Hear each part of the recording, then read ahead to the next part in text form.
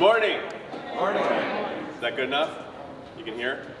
All right, so we've got everybody here in Waukegan. We've got the Gurnee, Dallas, Virginia, who am I missing?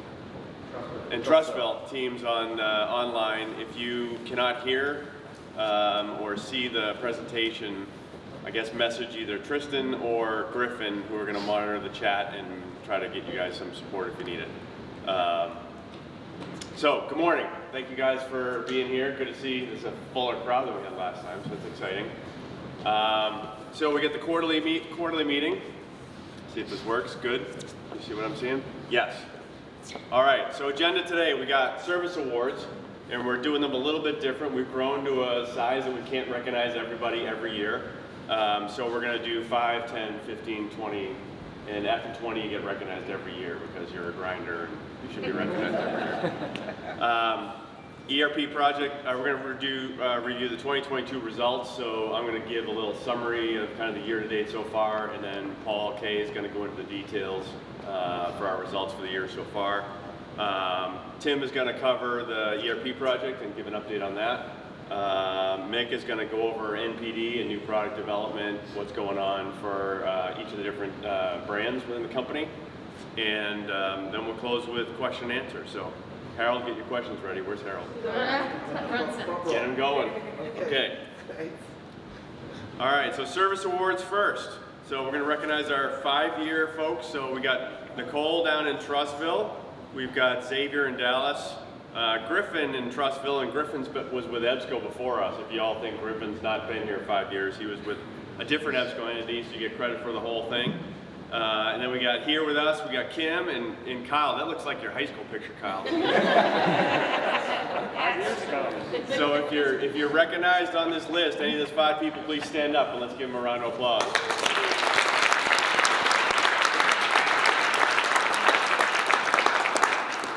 Kim's up top. Good. Kyle, we need to refresh your picture.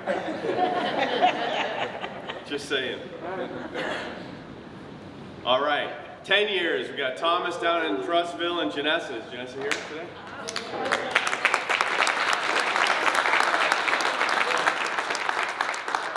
She's not here, is she? Mr. Remote. Okay. All right. 10 years for Thomas Trustville.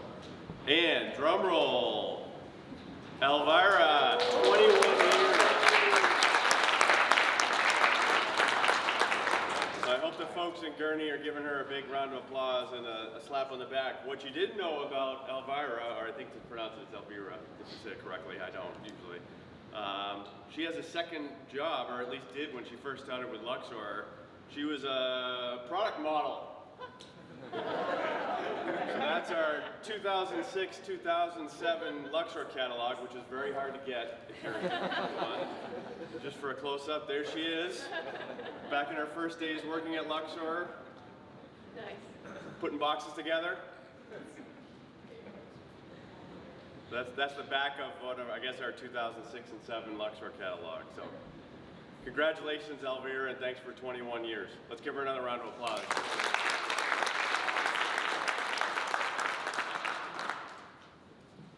All right, so moving forward, 22.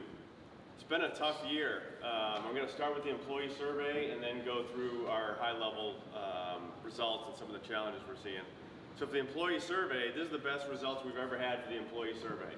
I'm not going to get into too much detail on the employee survey. We're going to have follow-up discussions on the survey, and realistically, we're going to discuss that at the group level. So your team, either your department or your group within your brand, we're going to have detailed discussions on the survey results and what we can do about them together in smaller groups, because it's more effective and it quite frankly makes everyone else involved and part of the solution. So that's how we're going to approach it, but I want to just give you some high-level results. The response rate is incredible. I've never seen in my career a response rate that high. It's well above industry average. It's well above EBSCO. It's the best rate I've ever seen. So what I take from that is people care enough to contribute, right? It's easy to complain about things. It's easy to not make suggestions about, or even just talk about what's going on. So I say good, bad, or indifferent, whatever the results are, the number one thing is that you're engaged because you're giving feedback and you want to make the company better. It's easy to leave. It's easy to go find something else. Everybody knows how easy it is to go find a job and change your environment. You can do it pretty easily these days. The great news is there's 94% of you listening, or maybe the people in the different offices too, but 94% of people wanted to say something about what's going on and either give good feedback or some challenging feedback, or hopefully a balance of the two. Because I think for everyone, including me, there's some great things and there's some challenges we have. So fantastic feedback. So I want to thank you all for your responses, both the kind of check boxes as well as the comments. The free-form comments were very helpful this year again.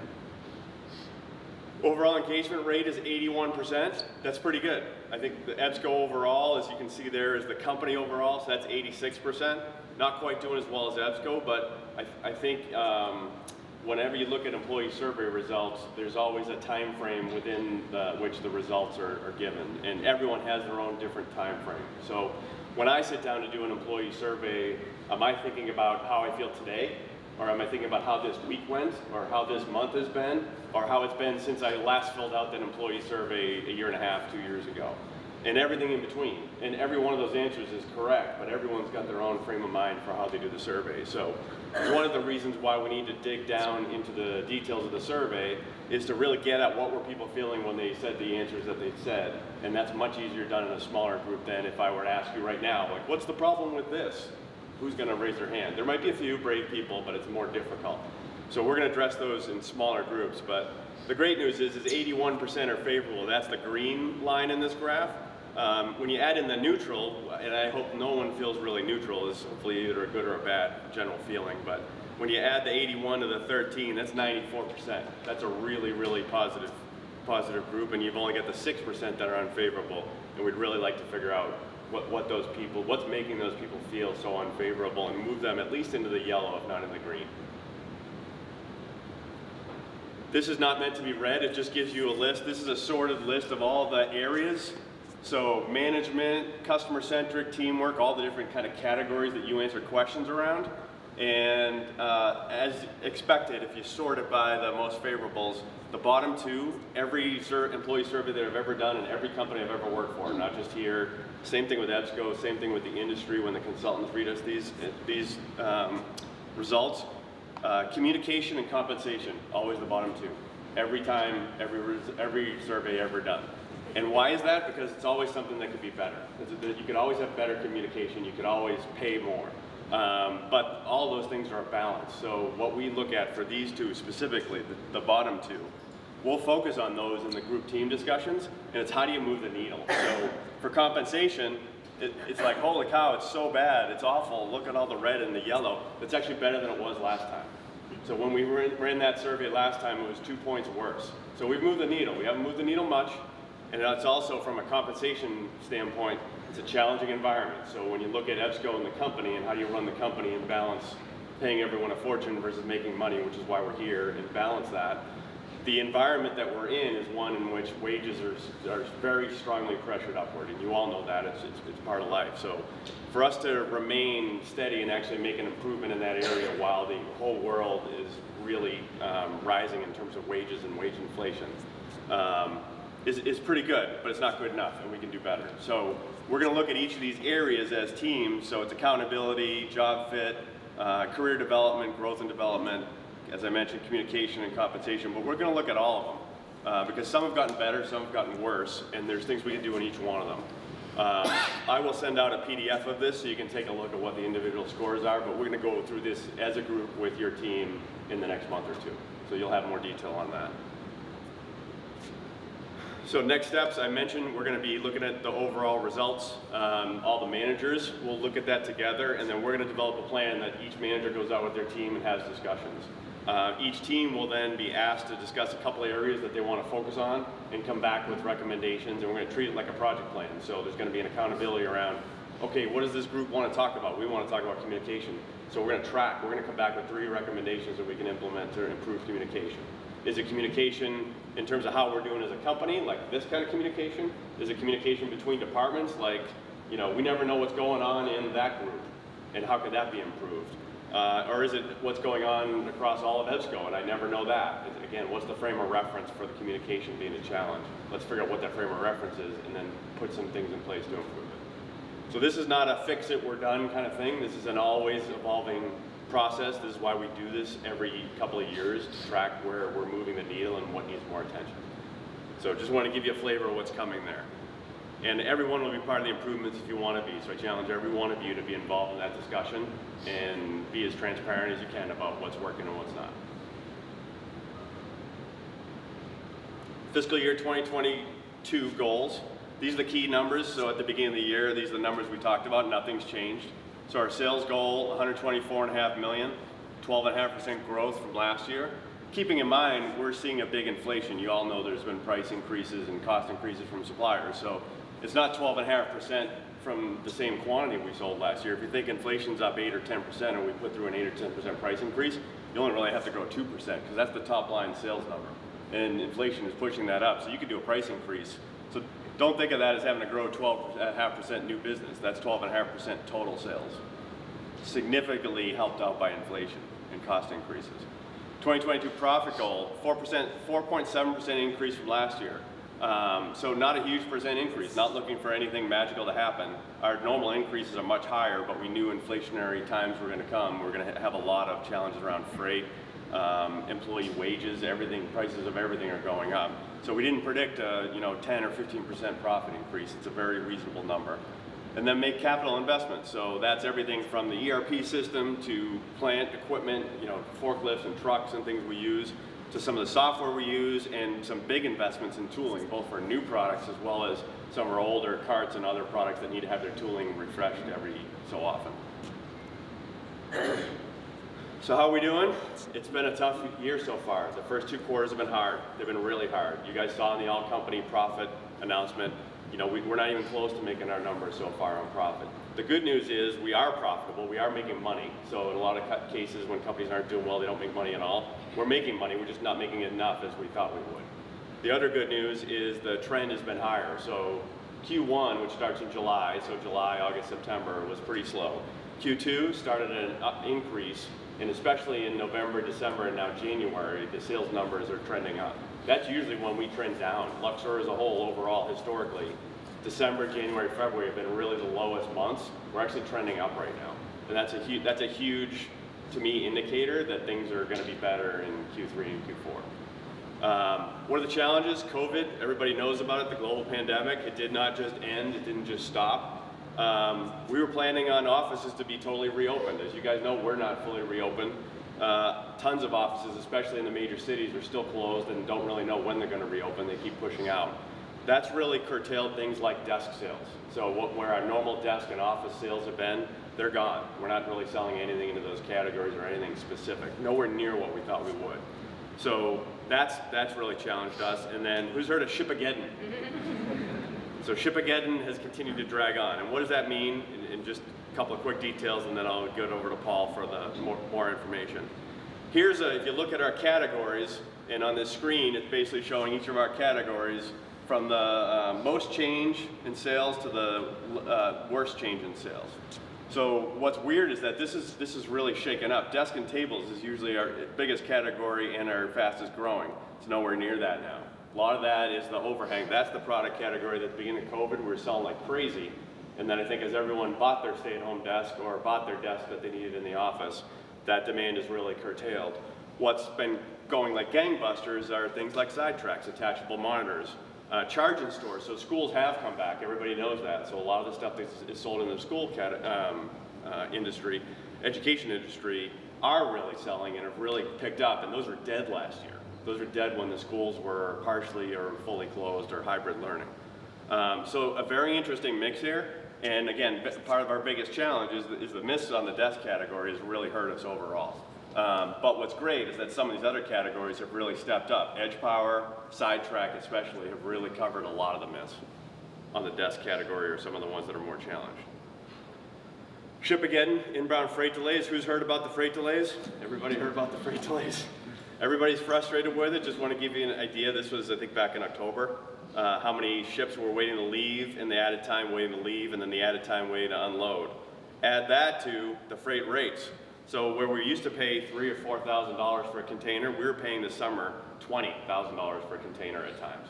It's insane. So think about that cost change. Same product to get it to the same customer, our cost basis for that skyrocketed and really was all over the place, and it's still very high. It's not quite at that peak. Everything I'm reading right now says it's flattening and will probably stay flat for quite some time. They don't expect it to get worse, which is good news. The challenge is I don't think it's going to get better for quite some time. I think we'll be through the summer before we really start to see any freight cost improvement. And then once it gets here, guess what? It costs more to ship it too. So here's the example of freight from an LTL, truckload, and parcel. So think about this as being either inbound from the port to us or outbound from us to our customer. Whether we're paying the freight or the customer is paying the freight, it's more expensive. So if the freight's built in the price of our products have to cover that cost. If we're paying for the freight to get to the customer, we're covering that cost. But you can see, I mean, significant, in some cases it's hit more than double what it was back in 2018 or 2019 pre-COVID. So huge, huge pressures. One of the challenges, I'm a pilot, so I like to use aviation references. So one of the biggest things to remember, I think, and what's, I think, important for us to think about this year as we go through the challenges of the first half of the year, and I think what's going to come in the second half of the year, is really focus on when you get ready to take off in an airplane, what gives you lift is the friction and the headwind against you. Without that, the plane doesn't go anywhere. So what are we doing to try to take the friction that we see in the environment that we're in? We can't create demand for desks. Demand for desks is what it is. How do we look at, do we pivot to different types of desks? Do we pivot to different types of products? What do we do to react to that is going to be the measure of what our Q3 and Q4 is. And just for some more comments around that. What's working? Despite the headwinds, here's all the things that are working really well. Sidetrack is selling like crazy, absolutely crazy. And now it's become a whole portfolio. So if you haven't looked at it lately, check out the Stand Steady website or the Sidetrack website and look at all the different products that are now part of Sidetrack. It's a whole accessories brand that's growing like crazy. Edge Power basically went from nothing to 3 million, and we're only halfway through the year. It's amazing from 12 to 18 months what that product has done. Also amazing that we really designed it to work in office environments, and it's only selling in schools. So again, a total pivot from where we thought it was going to go versus where it's going, and a very successful product. The challenge of both of those is getting in stock and staying in stock. And with Shipageddon going on, that's been a real challenge, but in the second half of the year, we've done some amazing things to really invest heavily in those products, and starting really in January, we've really started to come into stock, and we'll continue to get into stock more on those. So that will help us for the second half of the year with some significant tailwind, not headwind. Heavy inventory to outlast competitors, so that's working in our hot product categories. We've really leaned into some. The downside of that is if it's a product category that isn't hot anymore, we've got some overstock challenges to work on. The education categories are rebounding, so dry erase has come back. Obviously it was really light last year, same thing with charging, especially charging carts. So those are two categories that were really light last year because education was really not buying. Now we're coming back into more what I would call a normal education spend. ERP project is going well. I mean, that ERP project, keep in mind, at this point, we're getting close to our first go live. Our first go live right now is scheduled for April 1st, and Tim's gonna hit on that. Some companies get to this point and it's completely off the rails. It's literally putting the company out of business, and they're wondering how they're ever gonna get out of the problem they're in. We are executing on it. It's been tons of time, and if you've ever seen these huge groups of people that are in the conference room below where you're sitting right now, it's some brutal 8-hour sessions, long days, and the minutia of detail that you have to go through to get everything set up correctly is painful at times. But that team's doing an insanely good job of keeping it on track and managing the scope and managing the timeline to make sure we hit the dates and hit the budget. And it's a rare thing to have a really successful project, and so far, so good. Knock on plastic. So again, we're able to run the business and do that at the same time, which is also a challenge. It's a little bit of a blessing that we're a little slow right now, because that gives us time to get the ERP done and give it the attention it needs. If we were having the year that we had last year and trying to do the ERP at the same time, it would have been a real struggle to prioritize our time and try to do both successfully. And then I mentioned at the beginning, the sales trend right now is really good. So November, December, and now January, we're above where we were last year for November, December, January. Think of how good a year last year was. So the fact that we've just crossed over the path, and we're not quite making budget, but we're beating last year in November, December, and January where we weren't before, that's a trend that's important to remember. And if we can keep that momentum, we'll finish a really strong Q3 and Q4. What needs to improve? Margins. Margins. We're crushed on margins. The ship-again, so inbound freight is more, raw materials are more, suppliers are increasing our prices, wages are higher, everything costs more. Everyone knows that. You pick up a newspaper, you see it everywhere. We have to really focus on our anticipation and execution of those increases to make sure that we're timing customer price increases to match them. If we don't, if we have quotes from 6 months ago that we're shipping today, we pay today's freight and today's shipping and today's wages and all the other costs today from what we quoted 6 or 9 months ago, and that creates a huge margin compression. In many cases, we don't make any money on that order at all, no matter how big it is. So we really need to focus as a team across all our brands on every week looking at what our margins are. What were the margins last week, and where are we slipping, and what items do we need to be pushing pricing on as quickly as we can. Easier to do in some brands, not easy to do in any brand. It's always a challenge, but it's something we have to be focused on, and it's where we've lost a lot of margin this year. Suds execution, Suds, as you'll see in the numbers, is really challenged. Their focus on desks is really, in the downturn of the desk demand, has really been a problem this year. We're aggressively focusing on either different types of desks, smaller types of desks, less expensive types of desks, or non-desk products. But that execution has really been a challenge in the first half of the year, and it really needs to improve in the second half. Our ad spend is, quite frankly, in November, December, got out of control. Our ad spend really hurt our profitability overall. Generally, November and December are big ad spends on the e-commerce side because of Black Friday, Cyber Monday, and all the kind of Cyber Week activities. But they are out of whack, partially because of our product mix. So we're out of stock on a lot of plastic cards that we don't advertise on. So we've pushed more of the advertising dollars to our side tracks and other products that we advertise more on. So as a percent of our sales, that advertising spend's gone up a lot. So we're aggressively working to get that back in control, but that's been a big problem especially in Q2. And then we're severely overstocked. We've got a lot of desks. So if anyone's looking for a desk, we have plenty of desks to sell. One of the things we leaned into early in COVID was to really get aggressive on desks, and unfortunately with ship-again and some of the lead times, we're still receiving desks like last month for stuff where you have 3 years of product work.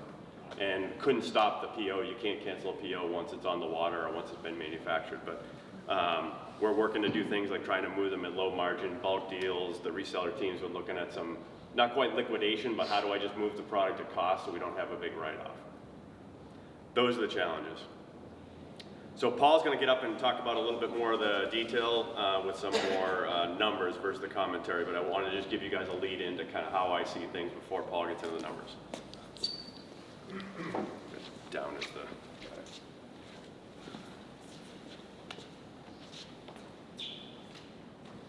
Good morning, everyone. So for those who haven't met me yet, I'm Paul Krummer. I've got the privilege of leading our accounting and finance group. I've been with the company for 11 months, so when I see the service awards, I'm always really impressed with the number of years that people have. I've got just 49 months to go to get my first recognition, so I'm pretty excited about that and getting closer every month. So I thought we'd start with maybe just looking at our sales and digesting our sales results a little bit deeper. So the way to look at this chart is this is our results versus budget and last year. The light blue bars are our results versus budget, and the dark blue bars are our results versus last year. So as Paul mentioned, our sales are down 11% versus budget, down 1.6% versus last year. These results are through December. If you look at, I looked at the Daily Flash this morning.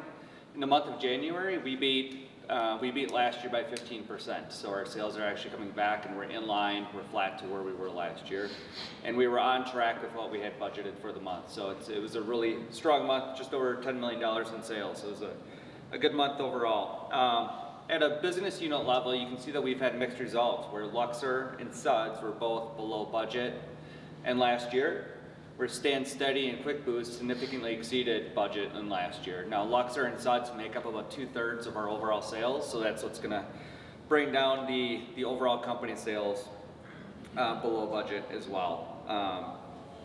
If we take a look at, Paul hit on some of these, but if we take a look at what's really impacting our sales this year, there's a lot of different items, but if you look at the three big ones, Paul talked a lot about the international supply chain issues, the ship-agains that's happening. It's causing significant out of stocks at our at our Asia suppliers. We've got backlogs of sales orders that we haven't been able to ship, and we just haven't had the inventory of the items. It's causing longer lead times at our ports, so it's taking longer to get the products in. This is impacting categories like AV carts, monitors, and edge power charging. Some of those categories are selling really well, but we could be selling a lot more of those categories if we actually had them in stock. And they're just some of those categories we've been working really hard on the operations side to ramp up our inventories and get those items in stock. So we're just as we're getting into January, February here, those items are starting to come into stock, and we have those on inventory now. Where we've been out of inventory for the whole entire first half of the year. A lot of the news headlines have been around labor shortages. The Great Resignation has been one of the big headlines over the past 6 months that we've seen in the news. It's not only impacting our business, it's impacting our suppliers as well. Our largest North American supplier is 2020. They're out of rural Ohio, so they've got they have a hard time finding labor already in that market, and so they're having a hard time finding labor just to meet our existing demands, and our demands on plastic carts has been growing significantly over the past couple of years, and so they're having even a harder time of finding labor to run the machines to produce our carts, and they've been partnering with us really well. They're looking at shipping some of the machines to some of their other plants where they've got a little bit more labor at some of those other plants where they can continue to run those machines a little bit more and get us more carts, get us back in stock, and get us back to healthier levels. And then last, Paul touched on this one too, but just the COVID impact of some of our key product categories. So last year we received a kind of a one-time bump in sales, right? When there was a big movement to working from home, there's people setting up home offices. A lot of people were buying standing desks, chairs, desk accessories, things like that. When some of the offices started to reopen again last year, we saw that they opened under stricter kind of safety protocols and putting up acrylic dividers. Some of them had really wide open workspaces and wanted to create more safer workspace environments, and so we sold a lot of acrylic dividers last year. These were one-time bumps that helped us last year that are not repeating again this year. So these are our sales on desks and acrylic dividers are really starting to return to more normalized levels more normalized levels similar to what we had pre-COVID. So it's not all bad news. There is, as Paul mentioned, there's some really bright spots in our product categories. If you look at attachable monitors or monitors in general, as Paul mentioned, this is a category that barely existed 3 years ago. It's now our fourth largest category that we have, and it's almost our third. I think if we would have had the stock on hand in the first half of the year and it wouldn't have been constrained supply, this could easily have been our third largest category. It's up 89% year over year. As Paul mentioned, there's this entire portfolio now out there just around the sidetrack products. Quick Boost Edge Power, again, this is a category that didn't exist at all last year. It's now our sixth largest product category, and that was in the first half of the year where we didn't have inventory. Everything where we were selling had 3 to 6 month lead times, and so the people that were signing up and taking orders were willing to wait 3 to 6 months to get their products delivered to them. And then charging carts. As schools are reopening, we're seeing a significant lift in charging carts, which is our third largest product category. Sales are up 63%. So it's exciting to see some of these newer product categories doing really well and selling really well for us. We're just continuing to diversify our product portfolio.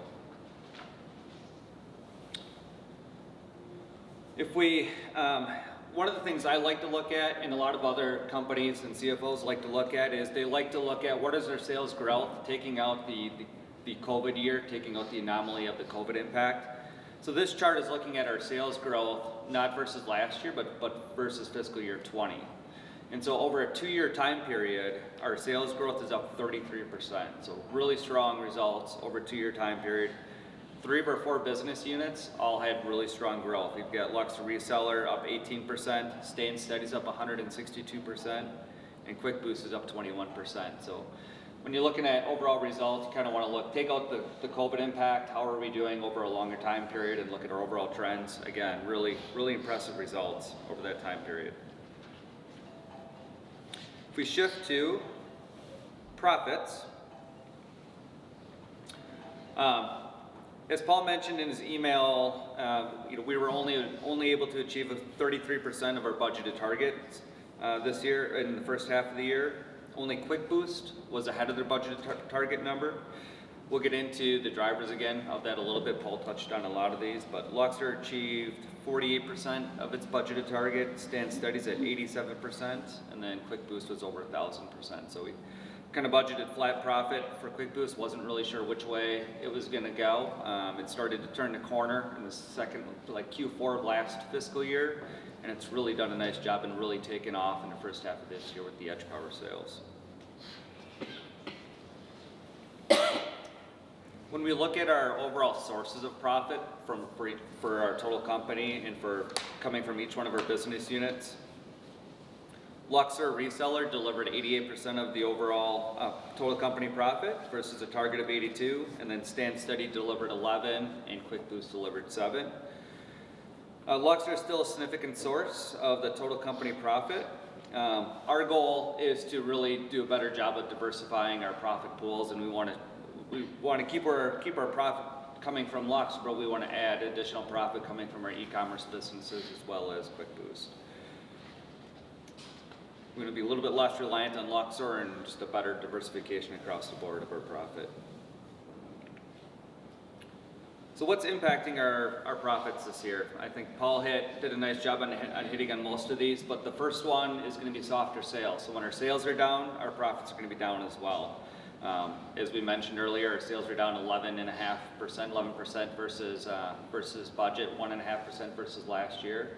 So anytime our top line's down, we're gonna have lower profits as well with that. Paul hit on this one too, the rising ocean freight costs. So if we looked at the cost to ship a 40-foot container a year and a half ago from Asia to LA, it was anywhere from $2,000 to $4,000, and we're averaging now $12,000 to $16,000, and even up to $20,000 on some of the shipments that are coming in. So it's a significant impact on profit if we're not pricing that in and building that into our quotes to our customers. And then the last big category is inflation. And you can see on the charts on the left, just the line chart has gone from, right, we've had 1%, 2% inflation for historically a very long time period for the last several years. And now inflation has taken off, and if you looked at, if any of the government data that comes out, the CPI indexes, things like that, you're seeing inflation of 6%, 7%, every month, year over year. So it's starting to impact our product categories as well. Some of the bigger ones it's impacting is if we look at steel and aluminum, so that goes into our metal carts as well as our whiteboards. Steel and aluminum prices are up 10 to 20%. Plastics that go in our plastic carts are up 68%. So the raw materials to make our plastic carts that go into the molds is up 68%. The wood that's used to make our desktops is up 40%. So all of these costs are rising faster than our ability to take pricing today. With Luxor, our large reseller business, we're only able to take pricing 2 to 3 times a year, so we're playing a little bit of a catch-up to get those price increases built in. And then lastly, what's not listed on here is the advertising piece that Paul mentioned as well in our e-commerce businesses. We've been overspending on advertising in our second quarter, November, December, to really try to drive top-line sales through kind of peak demand periods of the holiday sales.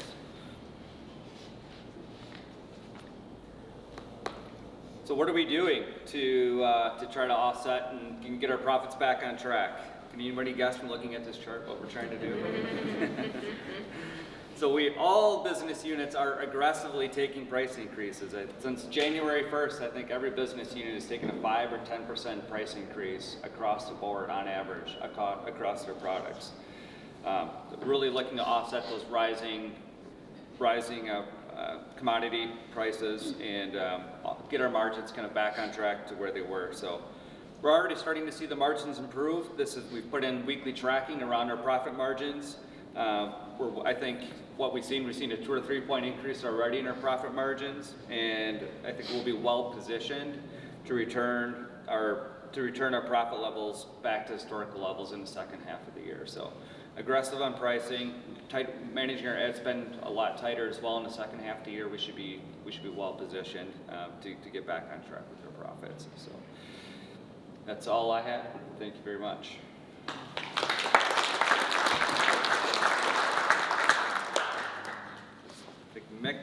I think Tim is next. Thank you. Well, as all of you know, we've really been at this ERP project for quite a while now, or at least it feels like quite a while. We actually started in earnest probably back in August. That's when we created our initial project plan of how, what we were going to do, what we were going to deliver. And we've made, as Paul said, a lot of really strong progress.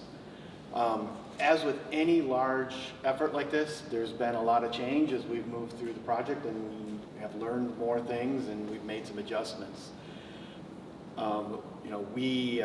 We found that our initial plan to use NetSuite's WMS didn't work. It didn't support the warehouse teams well enough. So we've made a shift. We added RF Smart, which is a warehouse management piece of software that we can add on to NetSuite to give the warehouses more functionality. We've added Process Weaver, which is our shipping software. We've also added Vertex to calculate sales tax, so our order entry team doesn't have to go out and look on the web to see what sales tax needs to be anymore. So we've tried to add a lot of functionality to make everybody's work a little bit easier. So we're well into phase one now. Phase one, the delivery date is targeted for April 1st. We're moving very aggressively to that date. And we've adjusted phase one a little bit. It's going to be suds and stand steady, and then accounting for all of Luxor workspaces. So accounting will do all of their work now in NetSuite as opposed to part of it in Sage and part of it in SAP. We shifted both QuickBoost and suds and stand steady global businesses to phase two. That was an effort to control the scope of the project so that we could stay on our April 1st timeline. So phase two, which is going to be October 1st, is going to be Luxor, QuickBoost, the international business, and that's when we'll see the Salesforce integration, where we're moving data back into Salesforce so that the sales and customer support teams will have a more robust tool in Salesforce to use to do their jobs.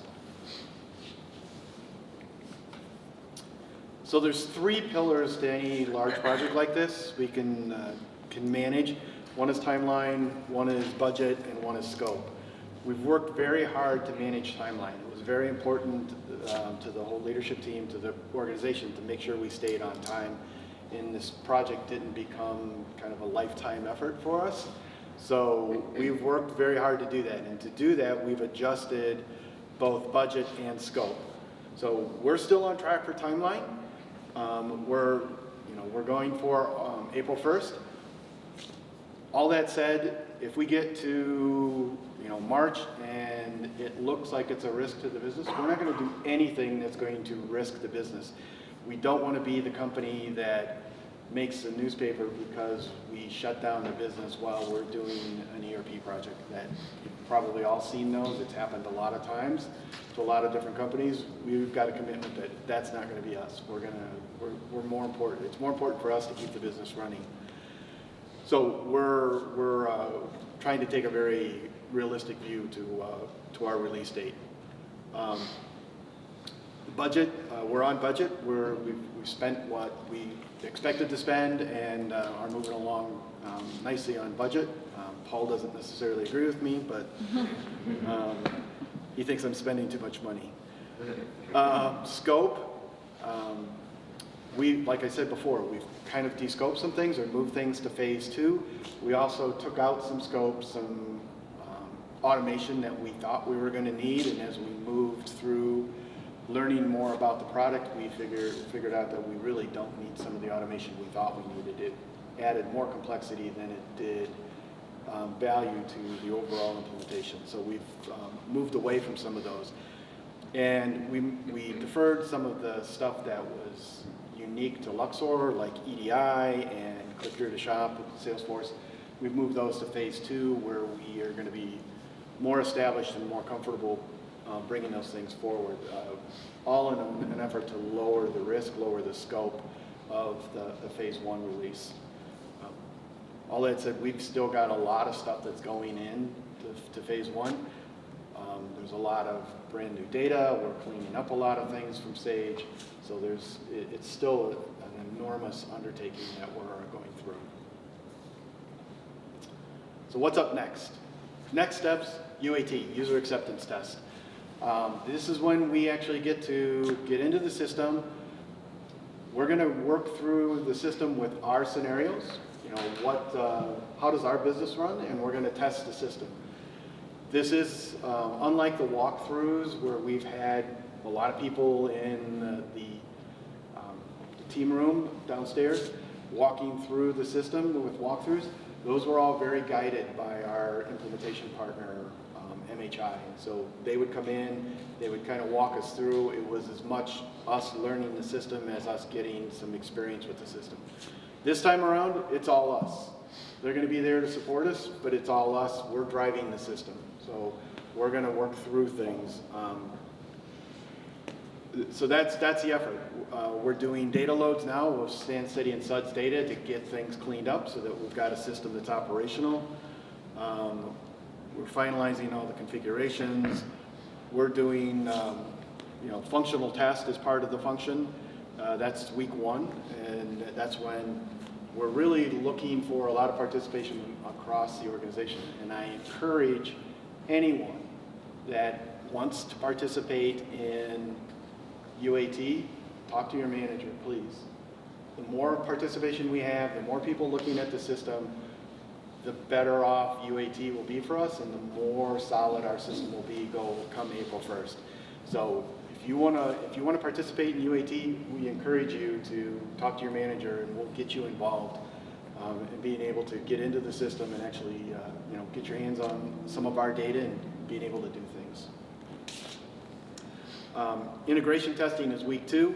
That's when we're working on all of our integrations. So pulling in orders from Magento, pulling in orders from Shopify and Amazon, automating all of that. Today it's a very manual process still in Sage, and we're looking to automate that so that we're able to move orders quicker to the warehouses for fulfillment and be able to actually meet customer demand faster. So I know you're all asking, what should you be doing in advance? We have a sandbox. That's our development environment. It's got some of our data in it. It's where we're working on the system. Play in the sandbox. Ask us for an ID. We'll get you an ID. You can go into the sandbox. You can try transactions. You can look at data. There's nothing you can do in the sandbox that's going to hurt us. So this is your chance to do whatever you want to do and see how the system works. And quite honestly, if you break it, great. Because that's how we learn about what works and what we've done right, and where we either need to make the system more robust or train people, let's not do this because it does cause pain. But now's the time to do that before we're in production and affecting orders. Training. NetSuite has a great training environment. We can set you up with an ID to get into the training environment. It does guided walkthroughs on all of the activities. You can go search in the training system and look for your job type. Kyle can go in and look for purchasing. It'll walk you through the entire purchasing process. It allows you to go into the system. And again, this is another area where we can do anything. We can go out of our way to try and break it, and it doesn't hurt anything because NetSuite is responsible for fixing it for us.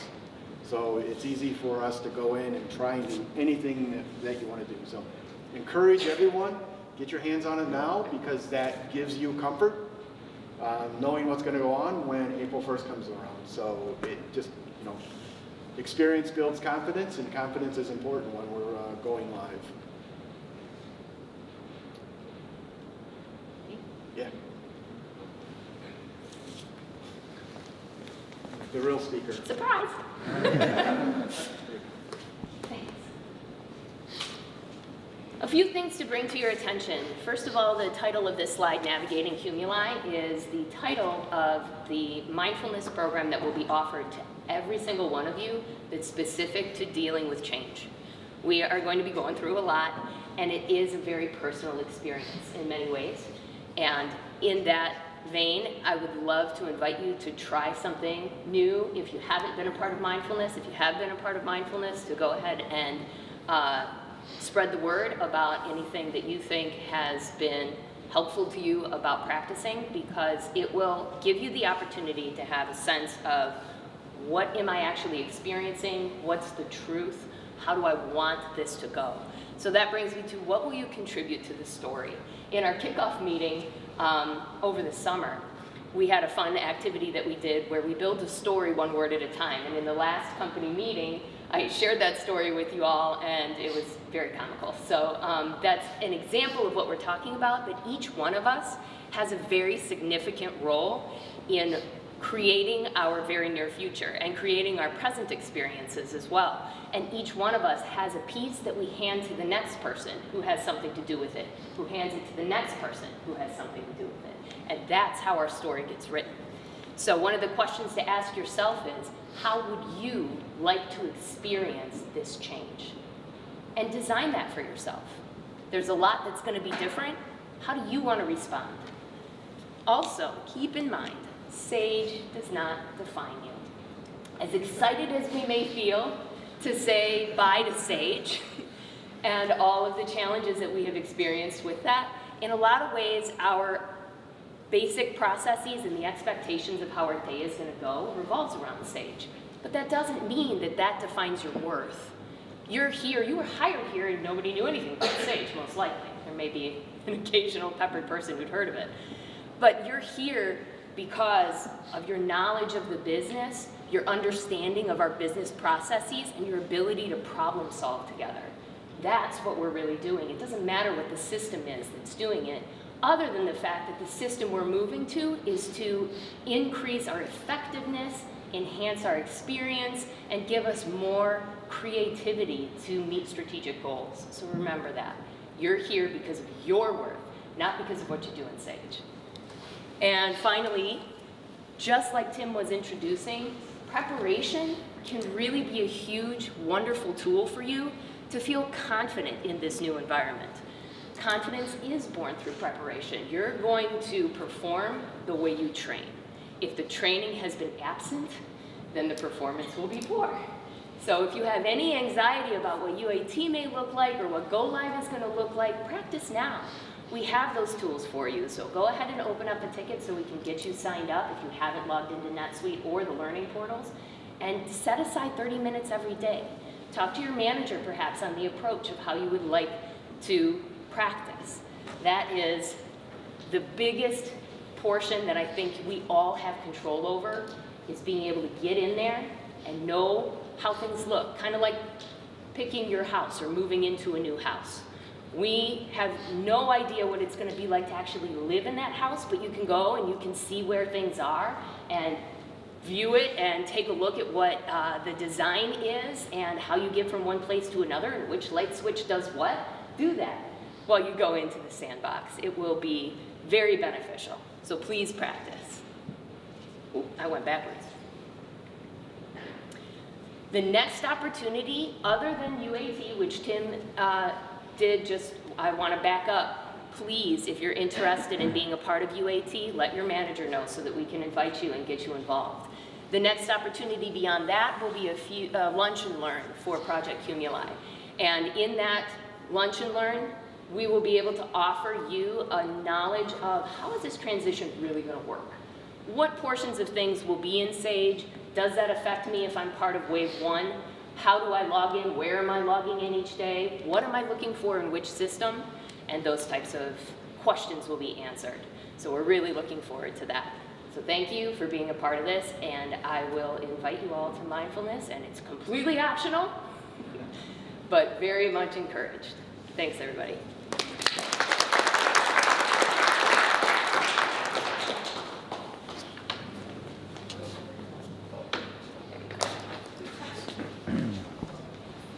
All right, good morning, everyone. Good morning. morning. So we'll go from ERP to something almost as exciting. Very exciting, but almost as exciting, new product development. So when Paul asked me to put together some slides for new product development, what's going on with this fiscal year, like, no problem, I'll put a couple slides up, we'll put a couple of the products that we're going to be releasing this year. But then, 2 slides turned into 3 slides, which turned into 4, which turned into 5. And all told, this fiscal year, we're going to be releasing no fewer than 50 new products across all 4 of the brands. So it's a lot of work. We haven't slowed down. And so what I'm going to show is, as opposed to going through each one of the brands, Stand Steady and Suds and all that, I'm going to show more of the product categories, because really now what we're doing is more of a integrated effort between all 4 brands. And that's really the goal, is to just have one centralized, mostly centralized product development effort that we can, so our product development team can really serve all the brands together. So so I'm going to start off with that. The first category is office. So this is obviously a category that is near and dear to our hearts over many years. But we are also finding ways to innovate within them. And I would say probably of all these 50 products, there are a few that we're mostly sourced, but by and large, most of these are the products that we designed ourselves with our internal teams and with our partners. So it might be a little bit difficult to see, but in the office category, upper left-hand corner, we've got some of the things that Stand Steady's released this year, and playing on the concept of ergonomics and building on their Transcend desk, but also innovating around a double-sided whiteboard and a customizable workstation that we designed ourselves. And then Stand Steady in the lower section, Paul touched on this a little bit. What kind of categories do we enhance and do better than we did before, and make it more attractive products going forward? And so what Studs has come out with is a cost-competitive electric desk, which will make us more competitive against some of the e-commerce competitions that we've gotten. Building on our divider projects with the PET, with low-cost fabric dividers. Nice-looking glass desks, mostly for the home, and also something that's completely unique to us is the Gelevation seat cushions and back cushions, which is a combination of memory foam and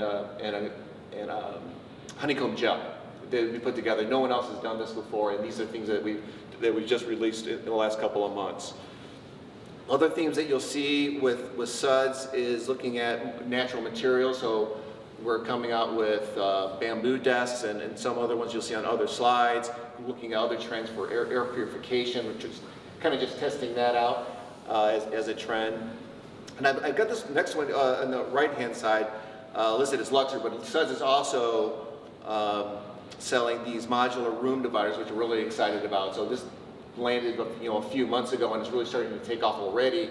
And we have high hopes as it concerns this modular room divider, where you can just build out an entire system of cubicles just using a few basic components. Luxor's also coming out with more modular, and that's another theme. Modularity is going to be a running theme through all of these, with all these slides. But modular work pods, and it's probably really hard to see, but it's a hexagonal shape that you can also build out into kind of a honeycomb pattern if you want to within the office. And they all kind of work together. And PET noise reduction panels, which will be coming out soon as well, building on our PET experience.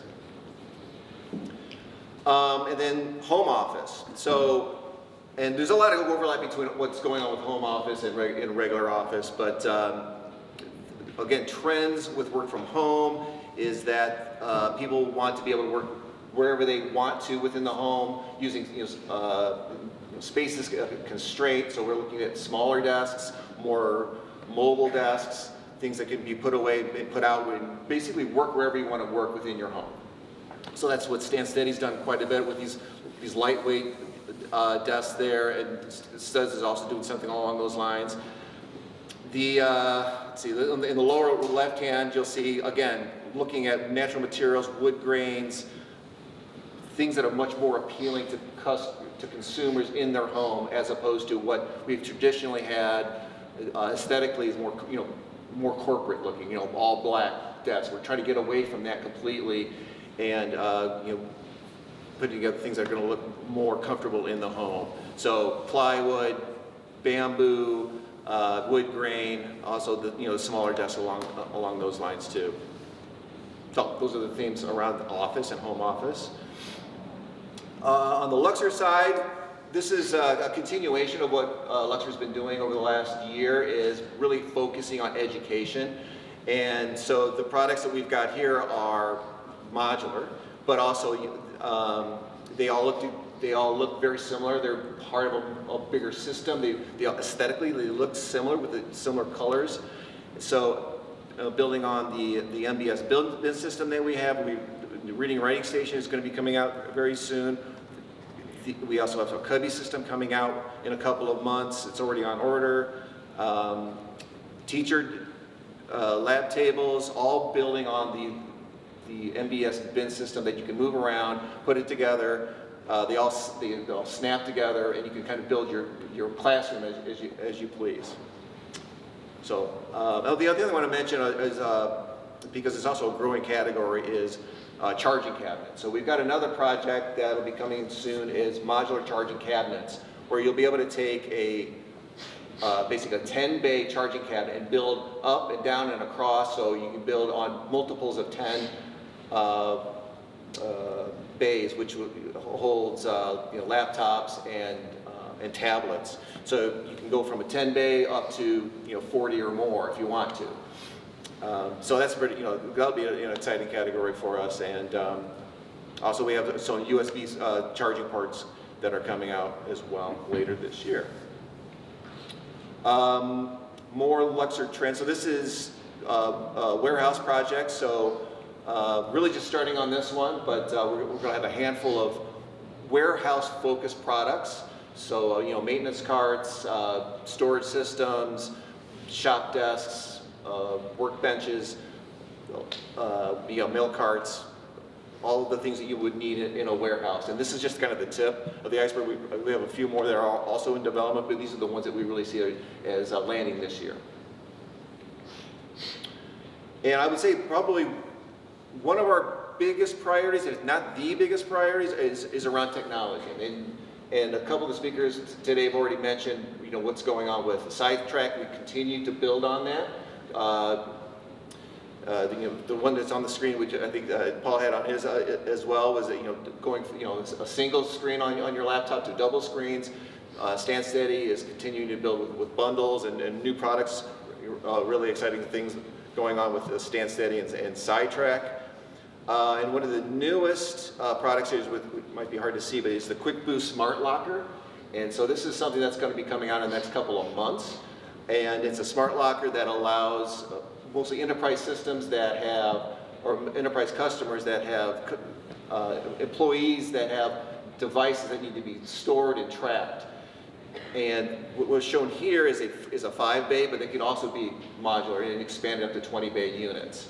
And so that's coming out by April 1st, and is also come with a portal, a modern portal where the customers can track the devices, track the users, and so anyway, it's a pretty exciting product. And then lastly, the Edge Power, as we mentioned before, we're also building on Edge Power. So what you see here is a brand new Traveler product that we just got our last prototype on. It uses our existing battery, but it allows the user to have a handle and carry it around and plug in right into the device without having a clamp like we have today. So I think it would be a really exciting product for schools that just want to move their battery and power solutions around the classrooms. And that's it for new product development. So just the tip of the iceberg.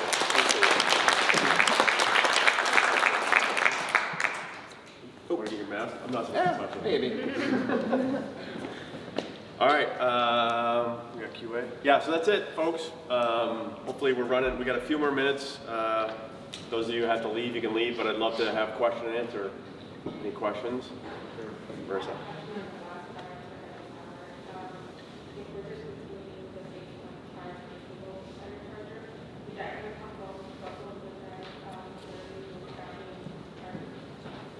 The question was on the Quick Boost Edge Power for that Traveler. Yeah. Are we discontinuing the single charger that we have for the current batteries, or how would that charge? No, we're keeping that one. That's going to be sold alongside. So the charger. the Traveler and the charger that we have today, we're going to continue to sell both side by side, essentially. Okay. I think she needs the charging cord. So it has Oh, yeah. Yeah. The it's- single charger. yeah. Oh, the single. I'm sorry. We have plenty of inventory right now. So when Paul was talking about some things we went heavy on and they maybe didn't go how we expected and we ended in an over inventory situation, that exists with that single charger. I would love for that to be a solution, so you sell as many as you want with those. But we'll just actually have to see how that picks up. Right now we have 800 I think sitting in there. We have a lot. So that won't be a problem that presents itself until it gets moving. But if we get them selling and that is a good accessory, we can turn that back on, we can bring it in. It's not a decision that it's already been asked. If there's room for it, there will be room for it. Yeah, so sharpen your sales skills and sell them. And quite frankly, having a single battery product is a great sale for that. I mean, I think the reason those haven't sold is because most people are buying Edge Power in bulk with bulk clamps, so they want either the 3 or the 9-bay charger. But having a product that really sells one-off and is going to be dispersed around a company as one, or a school as one unit, that will probably pull through a lot of demand for the single chargers. So we're not trying to discontinue it, but if we don't sell it, if there's no demand for it, that's what will trigger the eventual discontinue. So, good question. Bryson would want one. Yes, yeah. Our chairman has a desk clamp at his house and he carries it around and puts it like in his living room and charges stuff with it. So this would be a great, Maybe there's more Bryson. a better use for that. Go ahead, Brian. I'll stay on that. So the Traveler, Oh, sorry. I pointed like that. Brett, you go ahead first. I have a question, at the Super Bowl, there's going to be 40 Quick Boost charging lockers throughout the stadium. Nice. Are they Bengals branded or who's branded? NFL? Usually it's NFL, I right? think aren't they the stadium? So tweet the daylights out of it, or share it on Instagram, whatever your platform of choice is. Quick Boost will definitely have some pictures of it out there. So share them with your friends, family, network, etc. And then Gavin's got a ton of good Quick Boost stuff around Quick IQ that's on social. So and the Stephanie and the marketing team have helped to put a lot of good stuff out there. So if you can get some traction on the NFL stuff, that might be a good pull through to make people go, hey, what's this Quick Boost thing? And then they'll see Quick IQ too. We're writing a blog article for it right now. Oh, nice. Thanks, Stephanie. So that was a blog articles coming out about that as well. So go check that out and share it, more importantly. Brian. yeah, I was just going to ask you, also on that Traveler, is it the same like power configuration with one 120 and the 2 USBs? Yeah, that's exactly the same. Okay. Yeah. Nick, do you have one still in your office? Zach had it. Oh, no, we'll afterwards. It's Right. NPD's got one if you want to We check it just got out. the sample a couple of days ago, so it's pretty cool. Come by. Hot off the presses. We have an online question. Yep. Alexa from Stansted says, with rising material and shipping costs, how are we adapting as a business to launch products with lower material costs and or that we could fit more of it in single container? It's a good question. Mitch has been working and trying to identify with the brand leaders on certain products that we could try to value engineer. And that's going to be an initiative going forward. Take some of our big heavy charging lockers or charging cards, for example. Do they have to be as heavy as they are? Does the steel thickness have to be as heavy as it is? Is there a way that we could say, maybe reduce a third of the steel in that thing? It'll still have the same form, fit, and function. We don't want to risk and go to bad quality, but there's a kind of a curve on that where you're spending a lot of money to make it really high quality, and then you're kind of spending too much designing a tank when it doesn't need to be a tank. I always use that example because I always feel like those big, huge ones are overpowered, and everyone always reminds me, well, we had a problem with the wheels falling off them before because they weren't sturdy enough. So it's a fine balance there, but this year we're going to have, meaning like now, this calendar year, a list of products to go after and value engineer to try to drive more cost out of the products from a value standpoint. The other side of that is from a design standpoint. I think I heard Mick say at least 3 or 4 times, modular.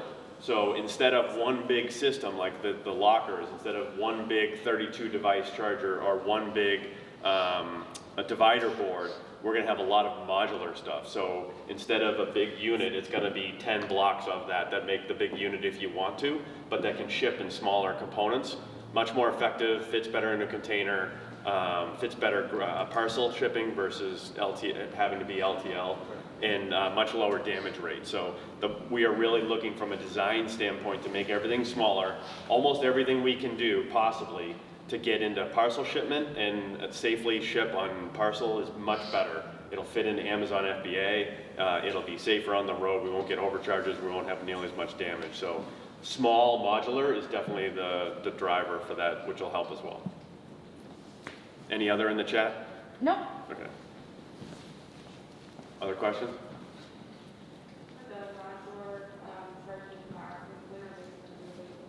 The modular charging? Ballpark? When available for the modular? We just put in the first PO to ship a partial shipment before Chinese New Year. So there's a small batch that made it on the water. So those will be landing for this spring. We ordered a couple of containers worth. Yeah, but not all of them. But, right, one container was supposed to be for Chinese New Year. But So we'll start- we're coming as soon as the ship's taken.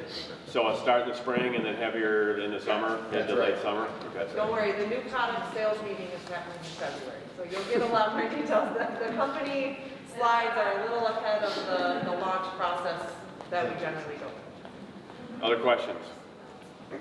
Bob? Since we had a little trouble with 2020 getting certain shells in, have we looked at pulling some of the molds and getting another injection molder involved? We have. We looked at that in the fall, and there aren't any. So, not surprisingly, everyone else who does business with 2020 is feeling the same constraint. And we looked around and weren't able to find anyone who has, all the molders are facing that capacity shortage. What we did is we actually looked around ourselves, and then we had 2020. They offered to ask around to because they know who all the other big guys are. It's kind of a fraternity.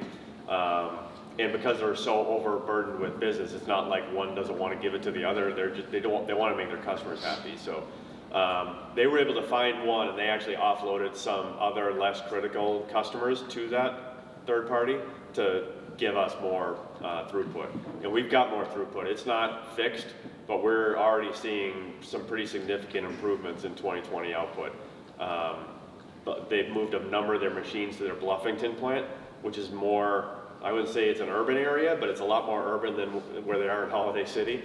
So they got more people and more staff access, and they can keep the machines running more shifts. So we've already seen improvements from them physically moving our machines down there with our tooling. So we're not out of the woods yet with 2020, but we're seeing a definite increase the last 2 months, and we're meeting with them very, very regularly. Part of the problem was, quite frankly, us with 2020. Every time they have to stop the machine and switch for a color or a tool, that shuts the machine down for a certain time period. It could be a couple hours, could be a day or two while they switch over. So the more we can be really smart and super laser focused on what we want to keep, how to keep that machine running all the time, will produce more output for us. It might have a stock out of specific colors or really specific styles once in a while. But in talking to Callie and the team, we really want to try to stay in stock for the meat and potatoes products as much as possible. So we've done that. We've not done as good a job as that as we could have, but we're really laser focused on it now. So the last part is we were seeing some pretty significant breakage in product shipped to us. Like we'd open up the truck and a whole pallet of stuff would be on its side and cracked. So we put some kind of levelers in place within the trucks to stabilize the trucks as they're coming.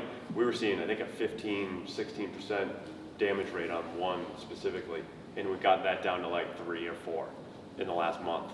So that alone is like a 10% output improvement just by not breaking it between Ohio and here. So we're literally looking at everything possible and have been in the fall, and the ops team and the sales team have done a really good job of defining what we want done, and 2020 is not out of the woods yet, but they're getting better every day.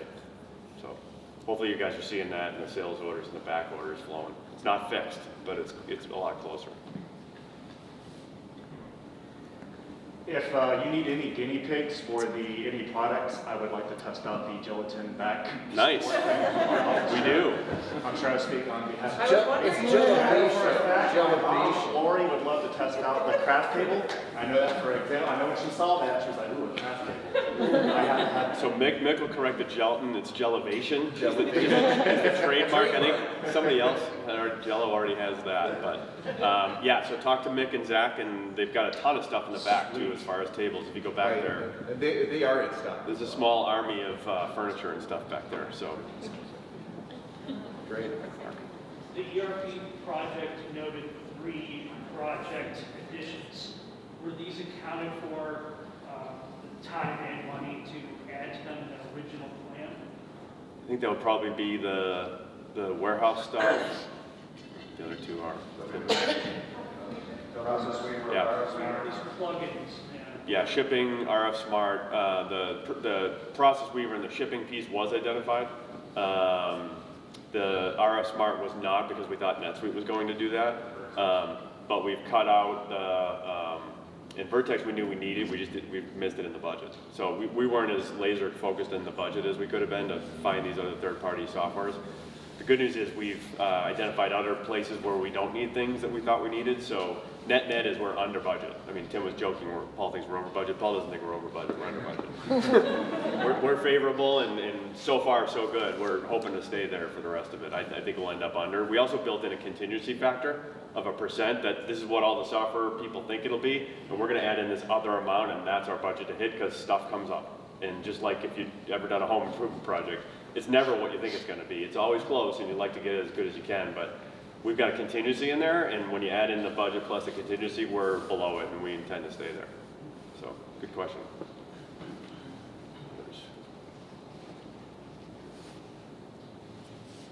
All right, thank you guys. Sorry we went late, but good questions, and thanks for your time this morning.